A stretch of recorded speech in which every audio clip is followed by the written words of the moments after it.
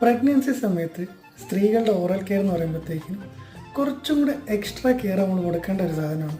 അതിന് കാരണം എന്താണെന്ന് വെച്ചെങ്കിൽ പല സ്ത്രീകൾക്കും ഹോർമോണൽ ചേഞ്ചസ് കാരണം രാവിലെ എണീക്കുമ്പോൾ തന്നെ ഛർദ്ദിക്കാൻ തുടങ്ങും. വേറെ ചിലവർക്ക് ബ്രഷ് ഒന്ന് വായിക്കാത്തോടെ ഇടുമ്പത്തേനും തുടങ്ങും ഓക്കാനിക്കാൻ വേണ്ടി. ചിലവർക്ക് സ്ഥിരമായിട്ട് ഉപയോഗിക്കുന്ന പേസ്റ്റ് ആയാൽ പോലും ചിലപ്പം അതിൻ്റെ മണം അടിക്കുമ്പോഴത്തേക്കും ഓക്കാനിക്കാൻ തുടങ്ങും.